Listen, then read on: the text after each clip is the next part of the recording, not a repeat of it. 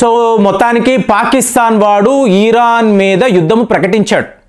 మీకు ఈరాన్ సరిహద్దుల్లో మీకు పాకిస్తాన్ వైపు నుంచి దాడులు స్టార్ట్ అయ్యాయి. ఇది ఆల్రెడీ మీరు వార్తలు వినే ఉంటారు. కానీ ఇక్కడ అతి ముఖ్యమైన విషయం ఏంటంటే రెండు దేశాలు, ఒక దేశము భారతదేశము, ఇంకొక దేశము చైనా.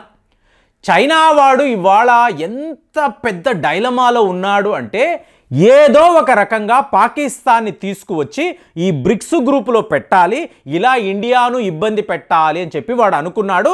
ఇది నేను ఈజీగా రష్యా ప్రెసిడెన్సీలో చెయ్యగలనని చెప్పి చైనా వాడు భావించాడు.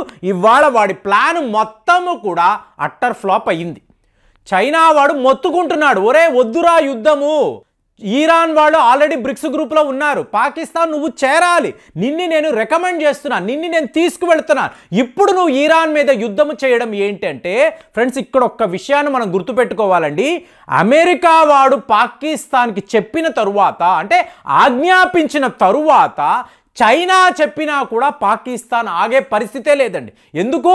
ఇంటర్నేషనల్ మానిటరీ ఫండ్ వాళ్ళు ఇస్తున్న డబ్బు, ఈ డబ్బు రావాలి అంటే అమెరికా వాడు ఎస్ అంటేనే పాకిస్తాన్కి డబ్బులు వస్తాయి. రేపు వాళ్ళ దేశంలో ఎలక్షన్స్, పాకిస్తాన్ ఆర్మీ ఈ డ్రామాను చూసుకోవాలని చెప్పి పొద్దున్న వీడియోలో కూడా మాట్లాడాను. కాబట్టి చైనా వాడు ఎన్ని రకాల ప్రయత్నము చేసినా కూడా అమెరికా వాడు పాకిస్తాన్కి చెప్తున్నాడు, వెళ్ళు ఆ ఈరాన్ మీద యుద్ధము చెయ్యి అని చెప్పి చెప్తున్నాడు. కానీ ఈరాన్ ఒక ఆషామాషి దేశమా అంటే అక్కడ రష్యా వాళ్ళ సపోర్ట్, ఇండియా ఇండియా ఏం చెప్తుంది, ఇది సెల్ఫ్ డిఫెన్స్ కోసమే.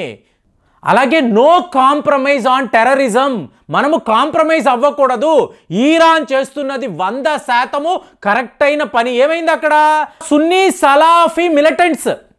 సో ఇప్పుడు వీళ్ళు మొన్న చూసారనుకో, డిసెంబర్ 2023 11 మంది ఈరాన్ సెక్యూరిటీ పర్సనల్ మీద దాడులు చేసి వాళ్ళని హతం చేశారు. సో ఈరాన్ మీకు షియా ముస్లిమ్స్ ఉండే ఒక దేశము. సో ఇప్పుడు ఏం జరిగింది మీకు అక్కడ? పాకిస్తాన్ వైపు నుంచి షియా ముస్లిమ్స్ మీద దాడులు, ఈరాన్ వైపు నుంచి ఈ సున్నీ ముస్లిమ్స్ మీద దాడులు అనేవి మొదలయ్యాయి. ఇక్కడ చాలా ముఖ్యమైన విషయము, పాకిస్తాన్ వైపు చైనా ఉంటే ఈరాన్ వైపు భారతదేశము నిలబడింది. అంటే ఏంటి? అమెరికా, ఇజ్రాయెల్ లాంటి దేశాల శత్రు దేశము ఈరాన్. అలాంటి ఈరాన్కి భారత్ డైరెక్ట్గా సపోర్ట్, ఓపెన్గా చెప్తున్నారు, ఇది వాళ్ళు వాళ్ళ సెల్ఫ్ డిఫెన్స్ కోసమే చేశారు, కాబట్టి మేము వాళ్ళని సపోర్ట్ చేస్తున్నాం. అంటే ఏంటి? Pakistan common enemy.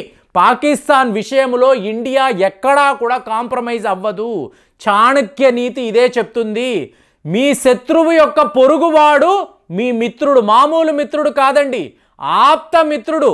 పాకిస్తాన్ వాడు మన శత్రువు, ఈరాన్ మన మిత్రదేశము, చాలా గొప్ప మిత్రదేశము. కాబట్టి మనం ఆటోమేటిక్గా వాళ్ళకి సపోర్ట్గా ఉంటున్నాం. ఇది అమెరికా, ఇజ్రాయెల్కి వ్యతిరేక చర్య అన్నా కూడా ఇండియా ఈరాన్తో నిలబడుతుందనేదే ఇక్కడ చాలా ముఖ్యమైన విషయము. అంటే ఇప్పుడు ఏమవుతుంది? రష్యా వాళ్ళు బ్రిక్స్ సబ్మిట్లో మీకు ఈరాన్కి సపోర్ట్గా ఉంటారు, భారత్ కూడా సపోర్ట్గా ఉంటుంది, చైనా వాడు పాకిస్తాన్ని తీసుకురావాలి అనే ప్రయత్నాలు చేస్తున్నారు. ఫ్రెండ్స్ ఇక్కడ ఒక విషయం గుర్తుపెట్టుకోండి, 2024లో అమెరికా అత్యంత దారుణమైన సన్నివేశాలను చూడబోతున్నారు, చాలా దారుణమైన ఇన్సిడెంట్స్ను చూడబోతున్నారు. వాళ్ళ దేశానికి ఒక సరైన నాయకుడే లేకుండా ఉండే పరిస్థితి. సో అప్పుడు ఏమవుతుంది? బ్రిక్స్ గ్రూప్ అనేది చాలా స్ట్రాంగ్ అయిపోతుంది. ఎందుకు? రష్యా, ఇండియా, చైనా లాంటి దేశాలు ఒక గ్రూప్లో ఉన్నప్పుడు వరల్డ్లో ద బిగ్గెస్ట్ ఎకానమీ మీకు చైనా, ఇండియా కలిస్తే ఈ పరిస్థితిలో అమెరికా వీక్ అయిపోయినప్పుడు రష్యా యొక్క ఆధిపత్యం ఈ ప్రపంచం మీద ఉంటుందని చెప్పి మీకు ఇవాళ యుద్ధ నిపుణులు అంచనాలు వేస్తున్నారు. దాని యొక్క కాన్సిక్వెన్సెస్ మీరు క్లియర్గా చూసారనుకోండి, ఇవాళ ఈరాన్కి పాకిస్తాన్ మధ్య స్టార్ట్ అయిన కొత్త యుద్ధము. సో ఇందులో పాకిస్తాన్ అనబడే దేశము ఎంతలాగా వీళ్ళు నష్టపోబోతున్నారంటే 3 ఫ్రంట్ వార్ గురించి పోయిన వీడియోలో నేను మాట్లాడాను. వీళ్ళు ఇది చెయ్యలేరండి. ఇండియాతో అయితే జమ్మూ అండ్ కాశ్మీర్లో ఏదో ఒక రకంగా తీవ్రవాదులు వస్తున్నారు, వెళుతున్నారు. ఆఫ్ఘనిస్తాన్లో అయితే తాలిబాన్ తీవ్రవాదులు పాకిస్తాన్ని చీల్చి చెండాడుతున్నారు. ఇవాళ అదే సిచ్యువేషన్. ఇప్పుడు ఈరాన్తో కూడా గొడవలు అనుకోండి, పాకిస్తాన్ బతికి బట్ట కట్టడం అనేది ఇంపాసిబుల్. ఇక్కడ ఏమైంది? పాకిస్తాన్ వాళ్ళు తమ మిజైల్ దాడులు అనేవి ఈరాన్ మీద మొదలుపెట్టారు. ఎవరి మీద చేస్తున్నారో మీరు గమనించారనుకోండి, సరిహద్దుల్లో ఉండే బలూచ్ లిబరేషన్ ఆర్మీ, అలాగే బలూచ్ లిబరేషన్ ఫ్రంట్. సో ఇప్పుడు బలూచ్ లిబరేషన్ ఆర్మీ అన్నవంటే మీకు ఇమీడియట్గా మీరు అలర్ట్ అవ్వాల్సిన విషయం ఏంటి, భారతదేశానికి పొలిమేరలో ఉండే బలూచిస్తాన్, గ్వాదార్ పోర్ట్ ఉండే బలూచిస్తాన్, అక్కడ బలూచ్ లిబరేషన్ ఆర్మీ వీళ్ళు ప్రో ఇండియన్స్, ఇండియా కోసము పాకిస్తాన్తో ఫైట్ చేసే ఒక సంస్థ. సో వీళ్ళ నెట్వర్క్ అనేది ఈరాన్లో కూడా ఉంది. అంటే ఏంటి, ఈరాన్కి సపోర్టుగా, ఇండియాకు సపోర్టుగా ఒక గ్రూప్ అక్కడ ఆయుధాలను పెట్టుకొని పాకిస్తాన్తో వీళ్ళు యుద్ధాలు అనేవి చేస్తున్నారు. సో ఆ గ్రూపు మీద పాకిస్తాన్ దాడులు అనేవి చేసేటప్పటికి ఇక్కడ ఇండియా వైపు రెస్పాన్స్ కూడా చాలా పెద్ద లెవెల్లోనే ఉంటుంది. అంటే వాళ్ళకి కావలసిన డబ్బు, ఆయుధాలు ఈరాన్తో సహా మనము కూడా అందించే ఒక సిచ్యువేషన్ని పాకిస్తాన్ ఇవాళ క్రియేట్ చేసి ఉంచారు. కాబట్టి బలూచ్ లిబరేషన్ ఆర్మీ పాకిస్తాన్లో ఏం చెయ్యబోతున్నారు, పాకిస్తాన్ సరిహద్దుల్లో కాదండి, పాకిస్తాన్ నడిబొడ్డున కూడా తీవ్ర స్థాయిలో మీరు దాడులు అనేవి వితిన్ 2 days మీరు చూడబోతున్నారు. అలాంటి ఒక సిచ్యువేషన్ని పాకిస్తాన్ క్రియేట్ చేసుకుంది. ఫస్ట్ ఏమో డిప్లొమాటిక్గా మీకు ఈరాన్ అంబాసిడర్ని వాళ్ళు తరిమి వేశారు. కానీ ఇవాళ ఏం చేశారు, అమెరికా వాడు చెప్పాడు కదా అని చెప్పి వీళ్ళు ఈరాన్ మీద దాడులు మొదలుపెట్టారు. ఇవాళ ఈరాన్ తన కౌంటర్ అఫెన్సివ్ను మొదలు పెడితే దీనిని పాకిస్తాన్ తట్టుకునే అవకాశమే లేదు. ఇది వీళ్ళు చేసిన అతిపెద్ద బ్లండర్ అండి. ఈరాన్ సరిహద్దుల్లో దాడులు చేయడము పాకిస్తాన్ చాలా పెద్ద తప్పు చేసింది. సో దీని యొక్క కాన్సిక్వెన్సెస్, వీళ్ళేమో డేంజరస్ కాన్సిక్వెన్సెస్ అన్నారు. ఇప్పుడు ఈరాన్ వైపు నుంచి ఎలాంటి దాడులు ఉండబోతాయి, ఈరాన్ యొక్క ప్రాక్సీస్ వీళ్ళు అలర్ట్ అయితే, అంటే హౌదీస్ అనండి, హమాస్ అనండి, వీళ్ళందరూ కూడా ఈరాన్ యొక్క ప్రాక్సీసే.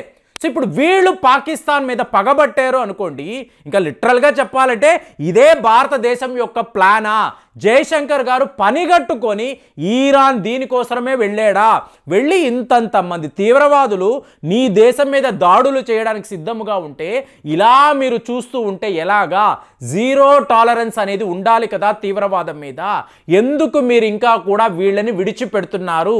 11 మంది ఈరాన్ సైనికులను వాళ్ళు హతము చేశాక కూడా ఇంకా ఈ పాకిస్తాన్ని మీరు విడిచిపెడతారని ఇలాగా మనము మన డిప్లొమసీని, మన చాణక్య నీతిని ఈరాన్ మీద ప్లే చేసామా అని చెప్పి ఇవాళ ప్రపంచమంతా కూడా మాట్లాడుకుంటుంది.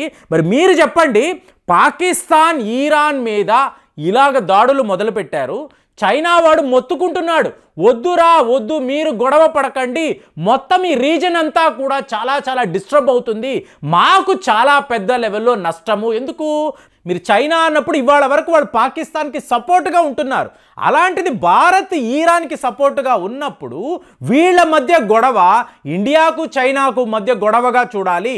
పాకిస్తాన్కి సపోర్ట్గా అమెరికా ఉంది అంటే ఈరాన్కి సపోర్ట్గా రష్యా ఉంది అంటే ఏంటి, రష్యాకు అమెరికాకు, భారత్కి చైనాకు, పాకిస్తాన్కు ఈరాన్కు మధ్య ఇది చాలా పెద్ద ఘర్షణగా ఇవాళ ప్రపంచం అనాలిసిస్లో తెలుపుతుందంటే చూడండి, ఒక్క రోజులో, ఒక్క గంటలో పరిస్థితి ఎంతలా మారిపోయిందంటే, నిన్న ఇదే మాట్లాడాను, మే 2025 నాటికి 3వ ప్రపంచ యుద్ధాన్ని స్టార్ట్ చేయడానికి జర్మనీ వాళ్ళు చాలా పెద్ద లెవెల్లో ఒక వ్యూహాన్ని రచించారని చెప్పి, మరి దాని యొక్క రిజల్ట్స్ మీరు గమనించారనుకోండి, అమెరికా వాడు కామ్గా ఉండొచ్చు కదండి, వాడేమన్నాడు, పాకిస్తాన్ విడిచిపెట్టకు, ఈరాన్ మీద దాడులు చేయన్నాడు, వీళ్ళు స్టార్ట్ చేశారు. ఇవాళ పాకిస్తాన్ పరిస్థితి ఏంటో అందరికీ తెలుసు.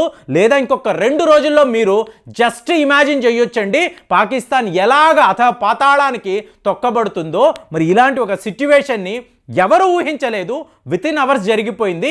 ఈ టైంలో మన విదేశాంగ మంత్రి జయశంకర్ గారు ఈరాన్లో ఉండడమే ఇప్పుడు ఫోకల్ పాయింట్గా మారింది. మరి ఈయన ఈరాన్ అధ్యక్షుడికి చూడండి, ప్రోటోకాల్ని అధిగమించి ఈరాన్ అధ్యక్షుడు ఇబ్రాహిం రైజీ ఈయన్ని కలవడము, కలిసి వీళ్ళు చాలా పెద్ద లెవెల్లో మాట్లాడుకోవడము, దీని యొక్క రిజల్ట్సే ఈరాన్ పాకిస్తాన్ మీద చేసిన దాడుల.